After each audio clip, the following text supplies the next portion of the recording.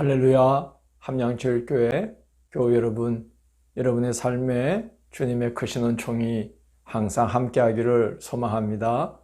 함께 보실 말씀은 고린도후서 6장에서 9장 말씀이 되겠습니다.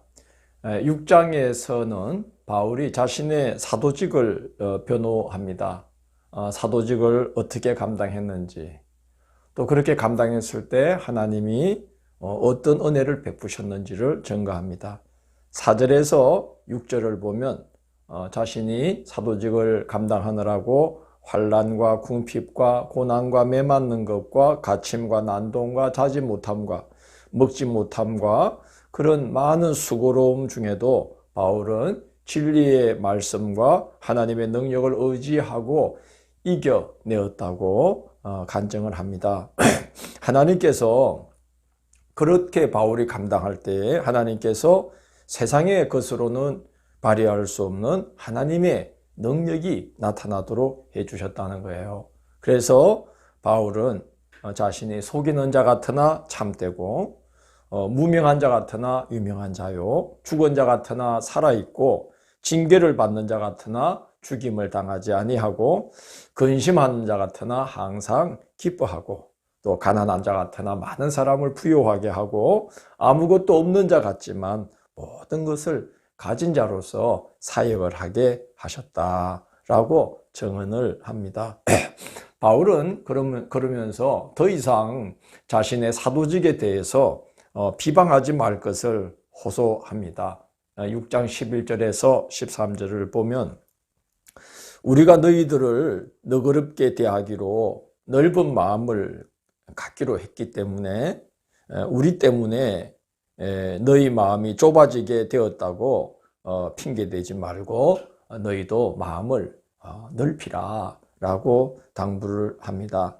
그러면서 그리스도인다운 삶을 살 것을 당부합니다. 고린도의 편만한 헬라 문화에 젖어들지 말라는 말이죠. 그래서 14절을 보면 믿지 않는 자와 멍에를 함께 매지 말라고 당부하면서 그리스도인과 믿지 않는 자를 대조해서 이제 설명을 합니다. 의와 불법으로, 또 빛과 어둠으로, 또 그리스도와 벨리알로. 이 벨리알이라는 이 말은 벨리야알이라는 그 히브리어를 헬라식으로 음역을 한 것입니다. 뜻은 쓸모없는 자, 악한 자인데 이제 사탄을 나타내는 말로 사용이 되고 있습니다. 그래서 그리스도와 사탄이 병립할 수 없듯이 우리가 그리스도에 속한 자와 또 이 세상의 어둠의 권세에 속한 자들이 어찌 같이 또 병립할 수가 있겠느냐 하는 것이죠. 그리고 하나님의 성전과 우상으로 또 그리스도인과 세상 사람들을 대조합니다.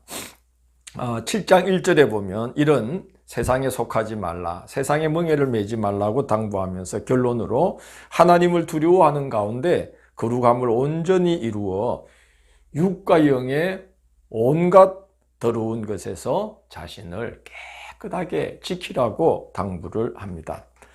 7장은 이제 바울 사도가 지난 일들에 대해서 이제 해명을 하는 그런 이제 내용입니다.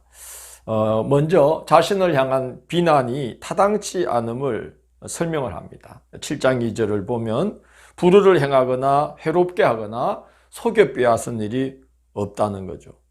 그래서 3절을 보면 비방하는 자들을 정죄하듯이 반박하지 않고 비방하는 자들까지도 마음에 품고 이 사역을 하고 있음을 밝힙니다.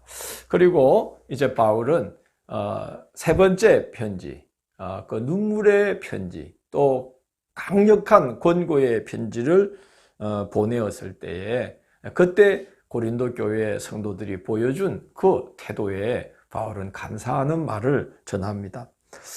바울이 마게도냐에 이르렀을 때 디도가 고린도 교회에서 와서 성도들이 바울의 편지로 말미암아 후회하고 근심 중에 회개하고 있음을 알려줍니다. 그래서 8절을 보면 바울이 그 앞선 편지에서 심한 책망을 해서 성도들이 근심에 빠져서 실족할까봐 바울이 매우 염려를 했었는데 그 근심이 도리어 회개하게 하는 그런 이제 일을 이루게 된 것을 참 감사하게 여기는 것입니다. 그러면서 바울은 이런 이야기를 합니다. 세상 근심은 사망을 이루지만 하나님의 뜻대로 하는 근심은 후회할 것이 없는 구원에 이르게 하는 회개를 이룬다. 그러면서 고린도 교회 성도들이 바울의 편지를 받고서 그 눈물과 또 강한 그 경고의 그 메시지가 담긴 편지를 받고서 근심하는 듯 하였으나 그 근심이 도리어 회개로 이어지게 된 것이 너무나 기쁘고 감사하다. 그렇게 바울이 또 지난 일들에 대한 회고를 합니다.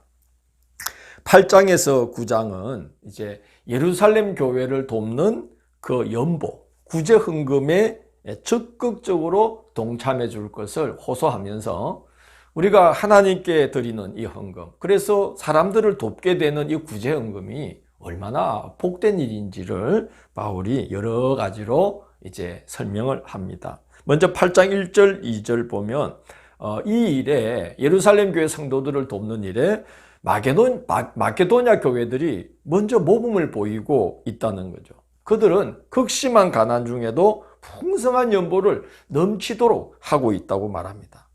3절을 보면 그들은 힘에 지나도록 자원하여 동참하고 있다라고 말을 하고 있고 4절을 보면 성도들을 섬기는 일에 참여하게 해달라고 간청하기까지 했다는 겁니다.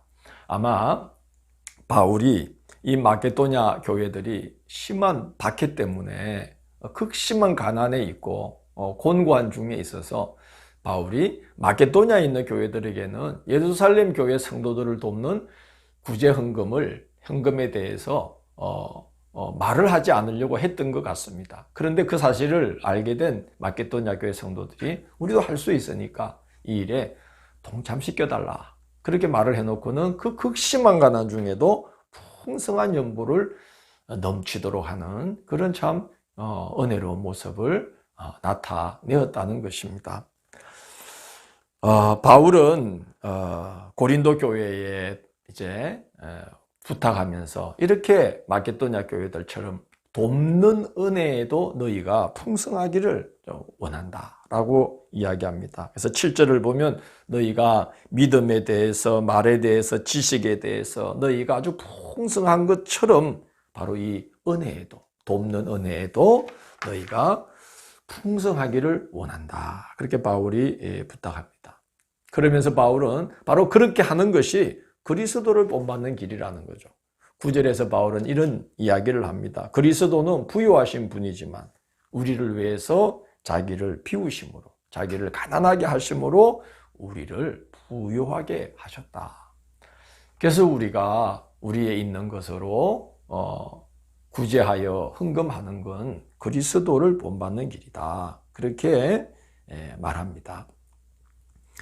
10절에 보면 바울이 이제 고린도 교회를 향해서 이 구제헌금을 하는 일은 고린도 교회가 제일 먼저 꺼냈고, 그래서 벌써 1년 전에 이 이야기를 꺼냈기 때문에 마게도냐 교회는 그 소식을 듣고 1년 전부터 이미 시작을 했는데 이제 고린도 교회는 말은 꺼냈으나 그 일이 흐지부지 되었으니 그 일을 성취하라 하고 당부합니다.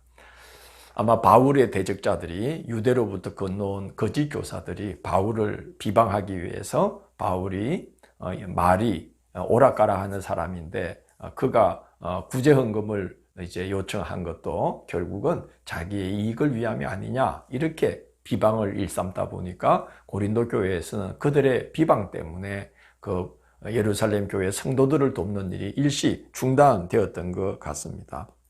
그래서 바울은 1년 전에 이야기를 먼저 꺼냈으니 이제 그 일을 성취하라. 그렇게 이제 부탁하면서 14절에 보면 구제헌금의 정신이 뭐냐? 우리의 넉넉한 것으로 그들의 부족한 것을 보충해 주고 또 우리가 부족할 때는 그들의 넉넉한 것으로 우리의 부족함을 보충해서 서로 다 균등하게 하는 것이 바로 구제헌금의 정신이다 라고 바울은 이야기합니다. 그리고 이제 바울은 이런 이야기를 합니다. 이제 이 일을 내가 혼자 감당하는 게 아니다. 그에게 연보를 전달하는 일이고, 또 선한 일에 혹시라도 실수가 있지 않도록 말이 나올까봐 바울은 이제 그 일을 나 혼자 감당하는 게 아니라 구제헌금위원을 세우는데 디도를 위원장으로 해서 또 2명의 신실한 형제들을 세워서 너희들에게 보낼 것이니까 걱정하지 말고 이 일에 동참하라. 그러면서 마케도냐 교회 성도들이 이제 가는 거잖아요. 디도와 이 같이 가는 형제들은 지금 바울이 마케도냐에서 머물면서 이 고린도후서를 쓰고 있는 거니까 이제 마케도냐의 성도들이 연보위원으로 가는데, 그들이 갔을 때에 너희들이 전혀 준비 안 된 모습으로 있으면 얼마나 내가 너희들을 자랑하고 칭찬했던 일들이 부끄러운 일이 되겠느냐. 그러면서 너희들이나 나나 부끄럽게 되지 않도록 미리 잘 준비하기를 원한다. 그렇게 이제 부탁을 합니다. 그러면서 기꺼이 드리는 헌금이 얼마나 복된지를 이제 5가지로 이제 설명을 합니다. 첫째 6절을 보면 적게 심는 자는 적게 거두고 많이 심는 자는 많이 거둔다는 거예요. 두 번째 7절을 보면 인색하게 하지 말아야 된다는 거죠. 하나님은 절겨내는 자를 사랑하신다는 거예요. 8절을 보면 세 번째 8절을 보면 하나님께서 드리는 자에게 더 넘치게 주셔서 모든 착한 일을 넉넉히 할 수 있게 해주신다는 거예요. 네 번째 9절, 그의 의가 흩어서 나누어주는 그 사람의 의가 영원토록 기억된다는 거죠. 영원토록 기억된다는 거죠. 그 다음에 5번째 10절을 보면 심는 자에게 씨와 먹을 양식만이 아니라 심을 끝까지 풍성히 주시는 그런 의의 열매가 이제 풍성히 맺히도록 주님께서 충분히 넉넉하게 섬길 수 있도록 주님께서 넘치게 베풀어 주신다는 거죠. 그래서 기꺼이 드리기를 권면하고 있습니다. 이렇게 바울이 정말 고린도 교회로 인해서 바울이 많은 상처도 받았지만, 그러나 또 그 교회를 품고 기도하며 용납하며 인내하는 중에 하나님이 역사하셔서 이렇게 참 서로 좋은 권면을 주고받을 수 있는 이런 귀한 관계가 된 것을 우리가 봅니다. 우리가 기도하면서 인내하면 주님께서 우리가 하는 일들에 또 우리가 서로 관계하는 사람들에게 이와 같이 그 관계와 일들 사이에 은혜를 베풀어 주셔서 또 선한 끝을 볼 수 있게 해주시는 주님의 도우심이 함께하리라고 믿습니다. 기도하겠습니다. 주님, 저희들이 오늘도 말씀을 통해서 바울 사도가 믿음으로 사랑으로 소망 중에 인내하면서 기도로서 승리하는 그 모습을 저희가 봅니다. 주님, 저희들도 이 일상을 감당하고 또 주님의 몸된 교회를 세워나가고 신앙의 여정을 걸어갈 때에 참으로 많은 어려움들이 있지만, 그러나 바울 사도처럼 주님을 의지하고 소망 중에 기도하면서 어떤 일이든 사랑으로 감내하면서 참으로 귀한 열매를 보는 선한 끝을 보는 저희들의 삶과 신앙의 여정이 되도록 인도하여 주옵소서. 예수님 이름으로 기도드립니다. 아멘.